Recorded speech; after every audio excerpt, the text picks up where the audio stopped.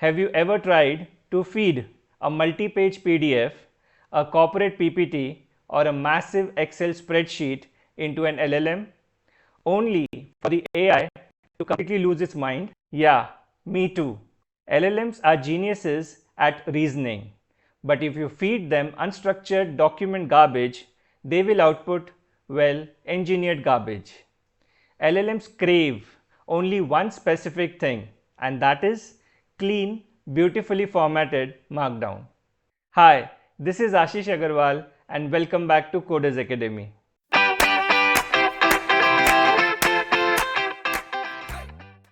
Enter Microsoft's MarkitDown.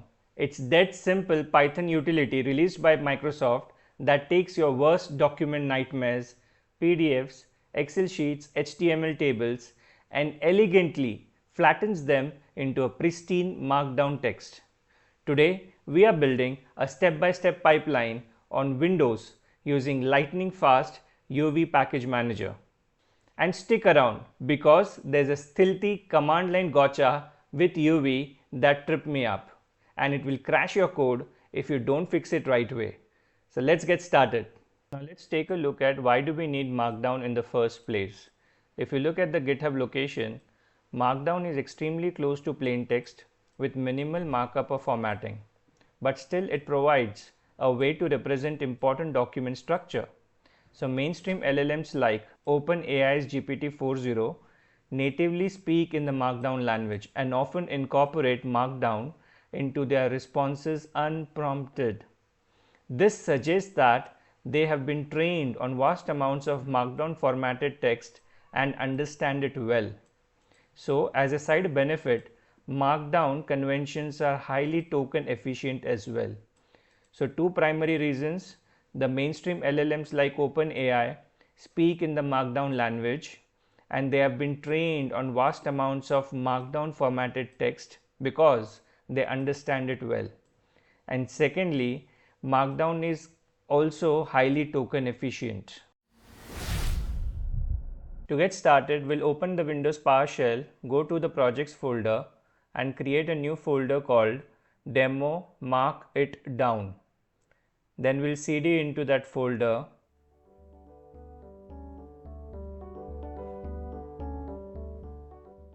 Then we'll create a virtual environment using UV command and activate that virtual environment. Once this is done, we'll install MarkitDown with the help of the command shown there.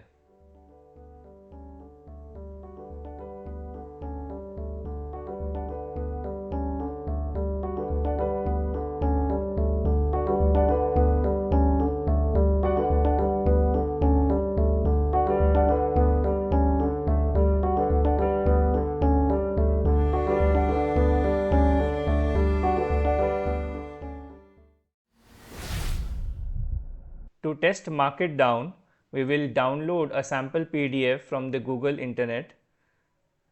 So I have selected some random topic for environmental impact. Here is the PDF. I will download that PDF and store it on my file system.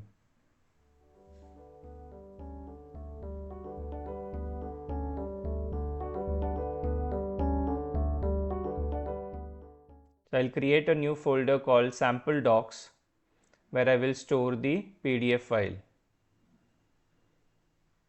Now I'll come back to my PowerShell, and here I will run the command MarkitDown, provide the location of the sample PDF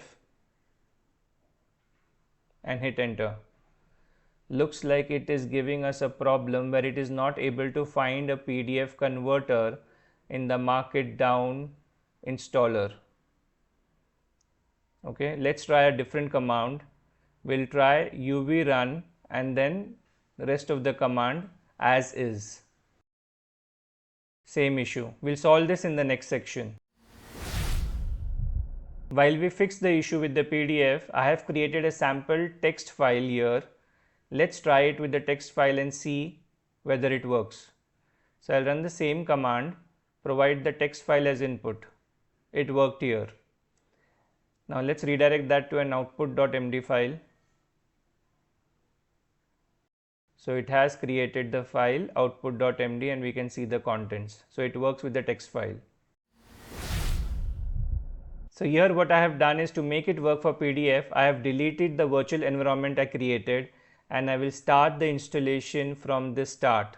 So I am creating a virtual environment from the beginning, activating that, and this time I will type a separate command called pip install MarkitDown all.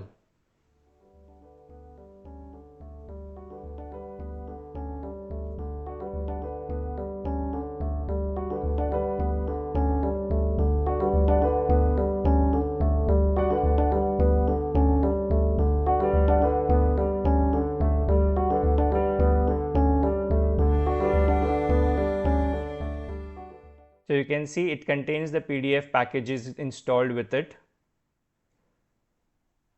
So let's try the PDF file again. I'm using a different PDF file here, humanai.pdf. Yeah, so this time it worked. It gave us a warning in the beginning, but then it has created the output in the MD format. So let's redirect that into an output file, output2.md. File is created. Let's open it. You can see the contents in the MD format, markdown format. I'll show you the input file as well. So human AI, this was the input file in PDF format.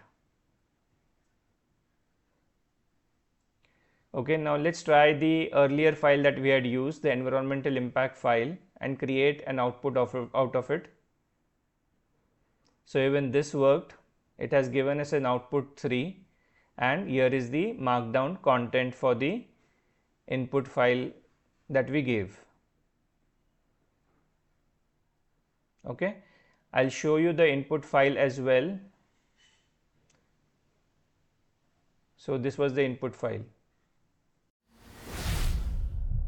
Now we will see an example of an HTML file as input, and we will be using a Python program to convert this into an MD file.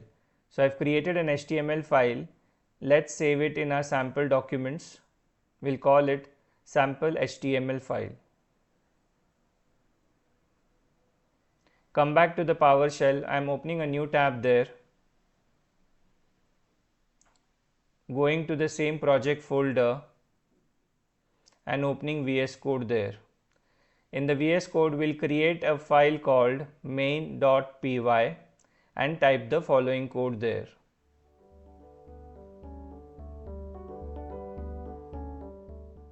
As you can see, this is a very simple code with some import statement there and a main function called convert to markdown. Will provide the input file here along with the location. So sample.docs/sample.html file. And then we call the function convert to markdown passing the input file name.